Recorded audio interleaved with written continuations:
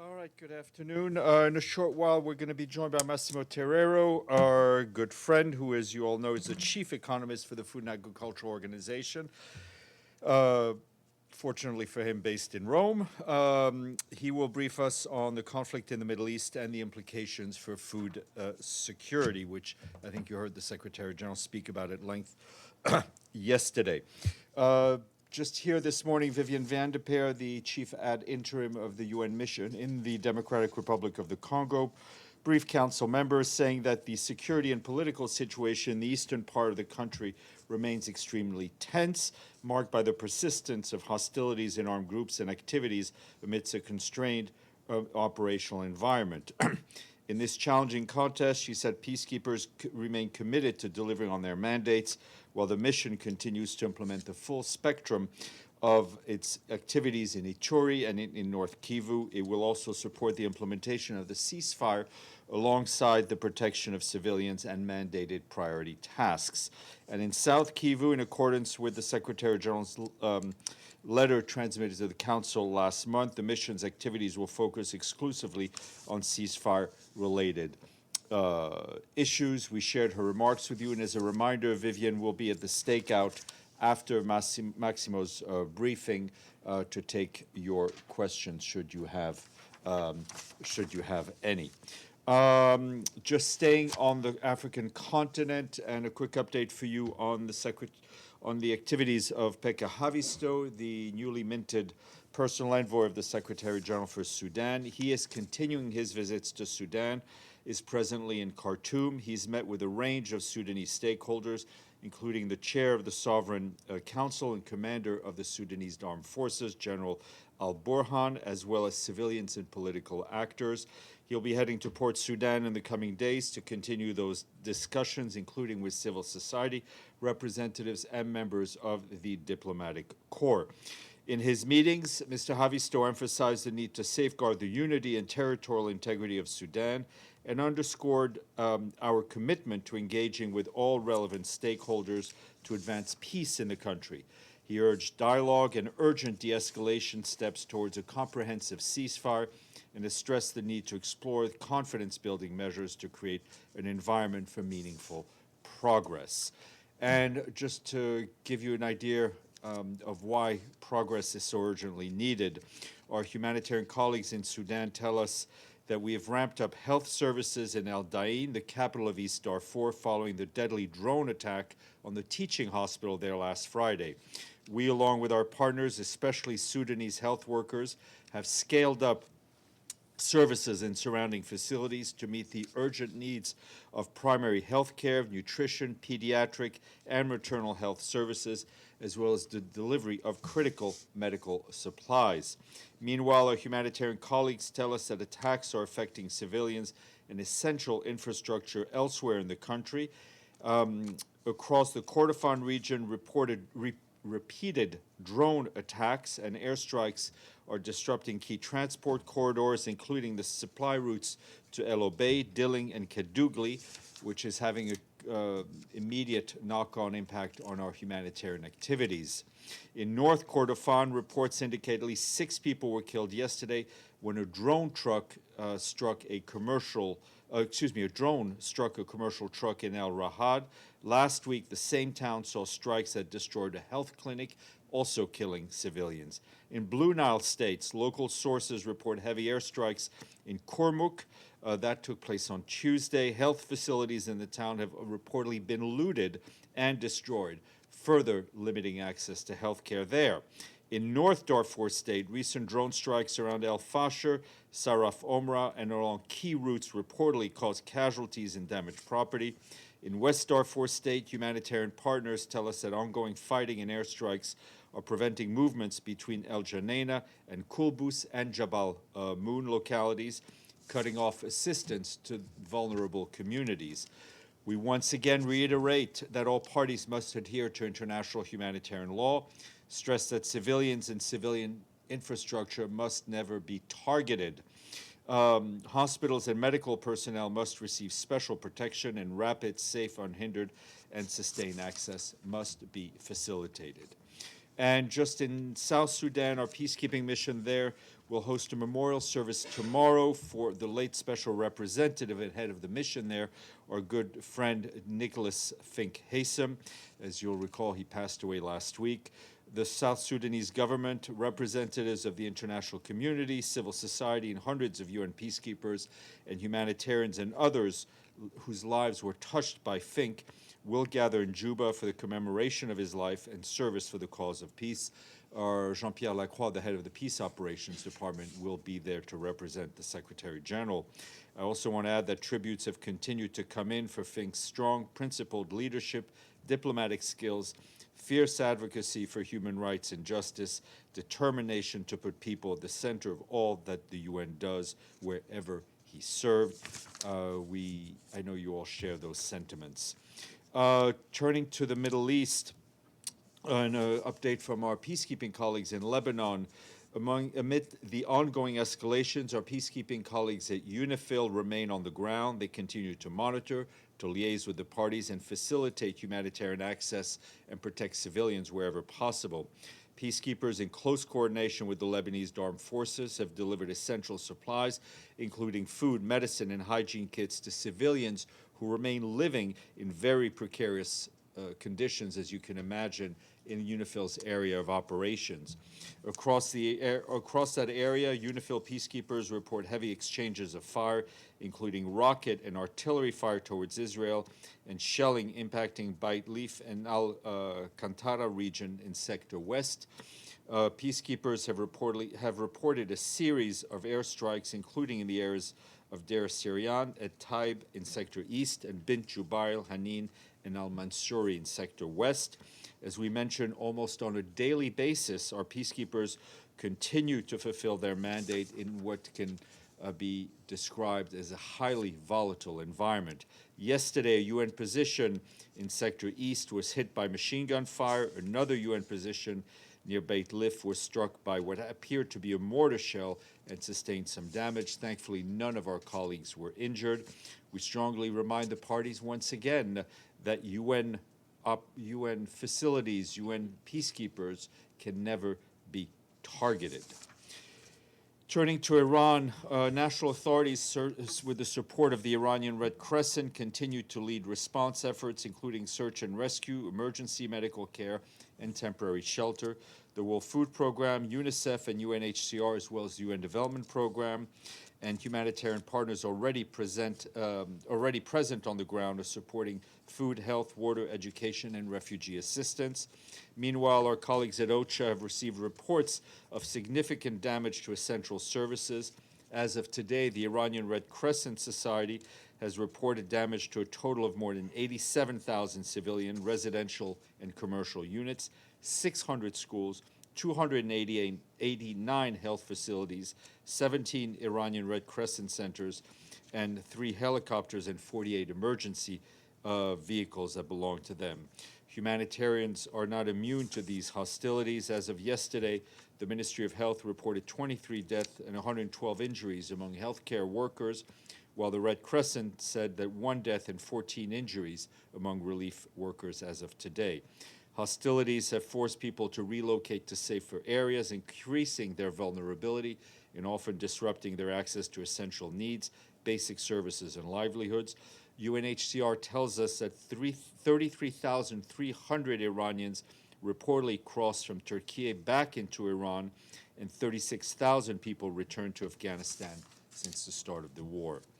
Turning to Gaza and the occupied Palestinian territory, our OCHA colleagues say that heavy rains have damaged and displaced people's shelters and their belongings in Gaza. Since yesterday, at least 120 families had their tents and other types of shelter flooded, destroyed, or damaged. That's according to the initial assessment conducted by the Office of the Coordination of Humanitarian Affairs as of earlier today. We and our partners are identifying the worst affected areas and assessing needs to inform a quick response. However, OCHA says that these operations, like most aid work in Gaza, are still subject to a range of impediments, including restrictions on the import of critical items and disruption to supply chains. We and our partners are supporting families with tarpaulins and other shelter items, but more durable solutions are largely unavailable due to ongoing restrictions. Meanwhile, reports of shelling, gunfire, and other attacks continue. Yesterday, an airstrike destroyed 15 shelters and damaged 30 others in displacement site in Deir el-Bala, raising concerns over the protection of civilians. We stress that residential areas need to be protected. This includes avoiding placing military objects in or near them and respecting the prohibition on indiscriminate attacks. And Hans Grunberg, the Special Envoy for Yemen, just wrapped up a visit to Washington, D.C. in these United States, where he met with senior U.S. government officials as well as U.S. As well as Yemeni experts to discuss the latest developments in Yemen and the region. During his visit, he met with the senior advisor for Arab and African affairs to the U.S. President, Massad Boulos, who I think is here today, as well as other senior officials in the State Department and the National Security Council. In his meetings, he stressed the need to keep Yemen from being drawn into the current regional escalation and to safeguard space for the peace process. He also emphasized the importance of sustained regional and international support for a comprehensive political process under UN auspices in Yemen. Just to note closer to here, we've been briefing you in recent weeks about the energy crisis in Cuba following the U.S. executive order and other sanctions. Now our colleagues at OCHA tell us that yesterday we launched a revised plan to address the humanitarian impact of this crisis, as well as the continuing impact of Hurricane Melissa, for which an initial plan was launched last November. Since January, Cuba has faced a severe reduction in its ability to import fuel. This has a cascading effect on essential services such as healthcare, education, sanitation, and the availability of food and water. It's also constraining our humanitarian operations. The restructured $94 million plan of action aims to assist 2 million people.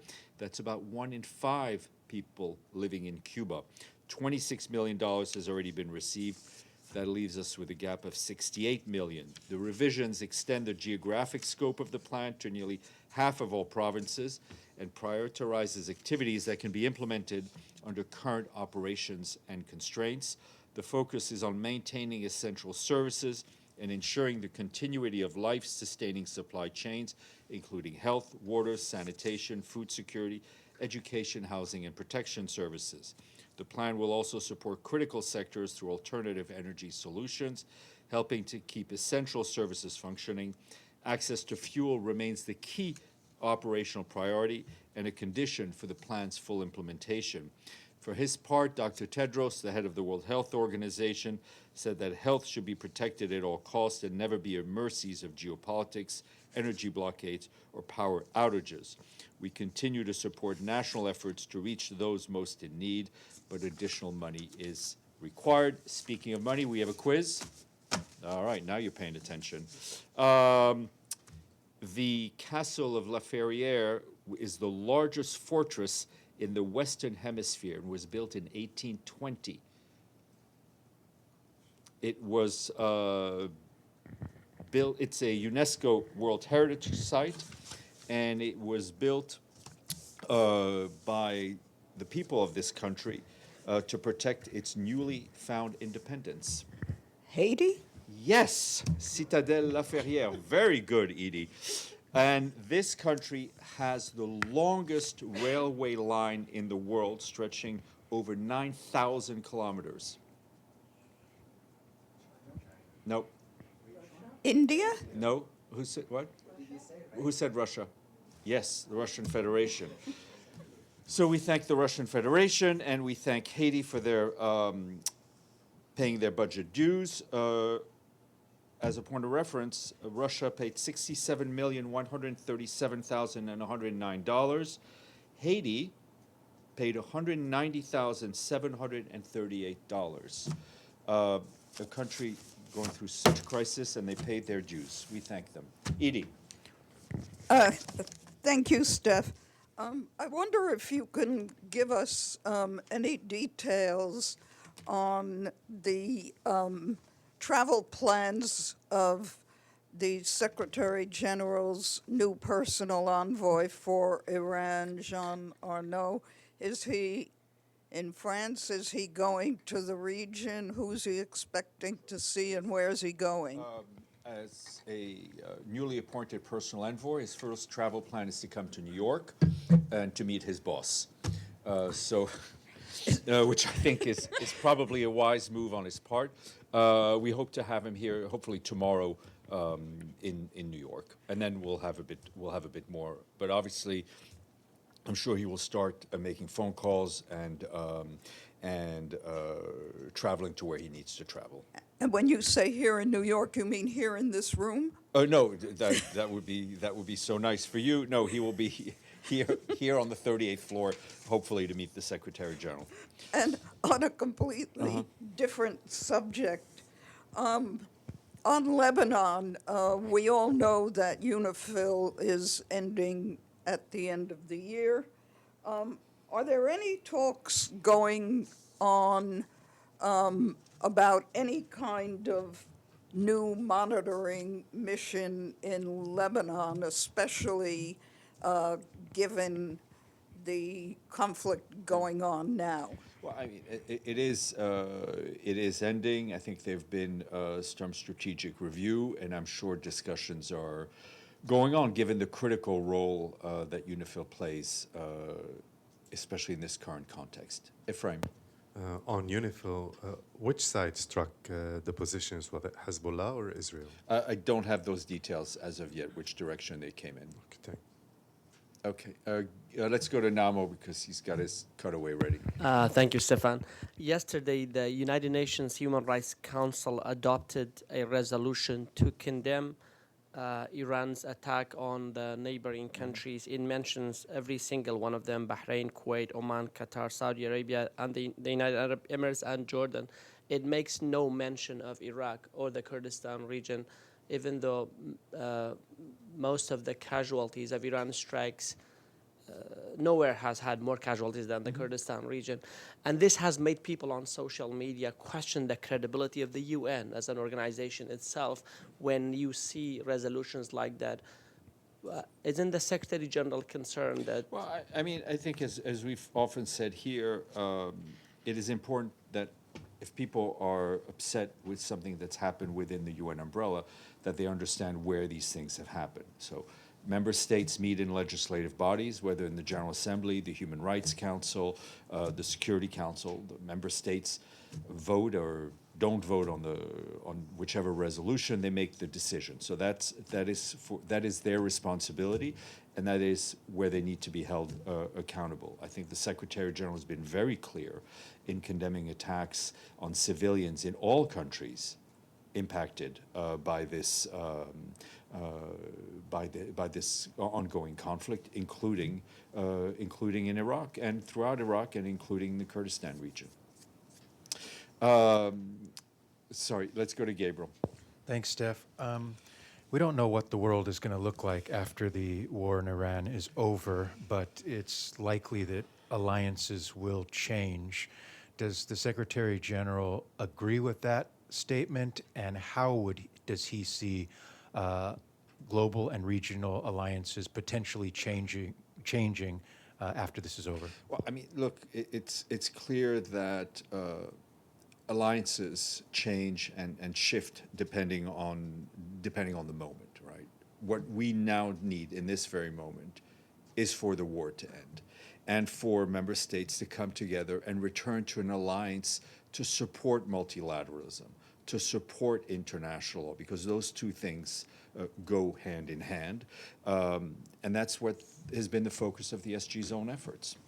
And on the Strait of Hormuz, the International Maritime Organization has last week reaffirmed freedom of navigation, but Iran seems to be indicating that as part of their self-defense, they can pick and choose which vessels get through the strait based on where the vessels are flagged from. What's the Secretary General's position on that? Well, I mean, the Secretary General's position believes in international law, and freedom of navigations through the Strait of Hormuz and other international waterways is a cornerstone of the world that we want to live in, right? Now, obviously, the situation is what it is, and I think as the Secretary General hinted at yesterday, he's looking at a number of initiatives around the Strait of Hormuz. Volodymyr. then I'll go. Thank you, Stéphane. Perhaps you've already commented on this issue, but at least I hadn't heard it. Russia has recently been actively blocking the internet, depriving people of access to information. What's your position on this? Access in any country, access to internet, access to information needs to be respected. We live in a world that is difficult to operate without access to the internet, and everybody anywhere in the world should have access to the internet. Islam, and then we go to Stefano. Thank you, Stéphane.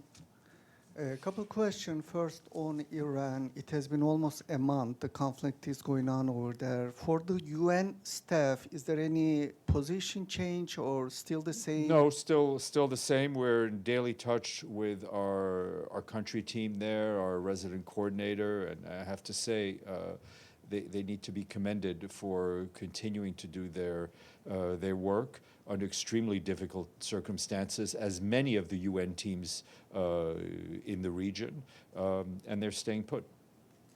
And on Lebanon, Israel Defense Minister has stated that they are extending the buffer zone, military control, below the Litani River, and several Western media carry the same language on headlines. In the light of the UN Charter, how does Secretary General describe or characterize those wordings? I mean, I think this came up, I think yesterday or the day before. We've seen this increasingly worrying rhetoric concerning Israeli activities in southern Lebanon. What needs to happen is for Lebanon's territorial integrity to be fully respected, for Lebanon's sovereignty to be fully respected, and for the government of Lebanon to be fully respected in its efforts to have a complete monopoly of arms and authority throughout its territory. Vakara. Nice Thank to you, see in person. Stéphane. Yesterday, the General Assembly passed a resolution on slavery. Now, we know the position of the Secretary General, but what does he think about the negative vote of United States, Israel, and Argentina, and 52 abstain, which are the majority of European countries? Did he read the did he listen to the motivation? What does he? Look, I think as I just told Namo, member states gather in legislative bodies, whether it's this case the General Assembly. They vote on resolutions. Those votes are open and transparent.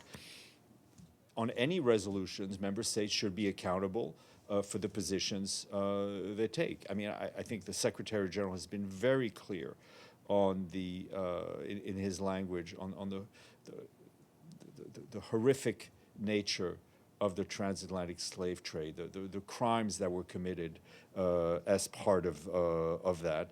And he's also spoken up repeatedly about the injustices that the people on the African continent were victim of, whether it's the transatlantic slave trade, colonization, and the fact that when this organization was put together, when the international framework was put together, most African nations didn't have a seat at the table, and now they have to deal with the rules.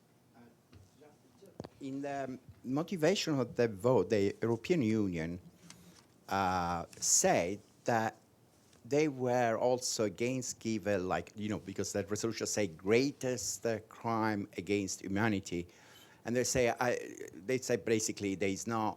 They don't want to do. What does the Secretary General think about that? Does it think that he's the greatest crime against humanity? What the Secretary General thinks is in every single word of the remarks that he delivered in front of the General Assembly. I see Abdelhamid on screen, which probably means that he has a question. Thank you, Steph.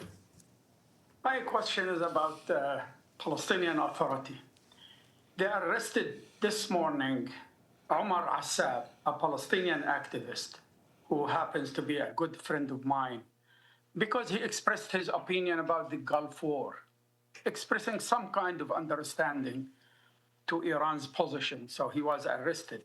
He had been released by Israel after 6 months of jail. And now, the second time, the PA arrested him. The number of political activists arrested by the PA is now stands at 25.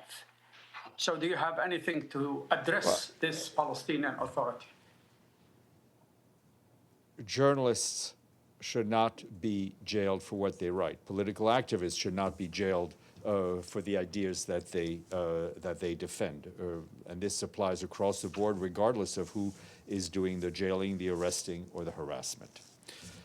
All right. Thank you. On that note, I will leave you with Massimo. We'll turn to Massimo Terrero. I won't leave you, but we'll turn to Massimo, who's in Rome. Can we put him on the screen?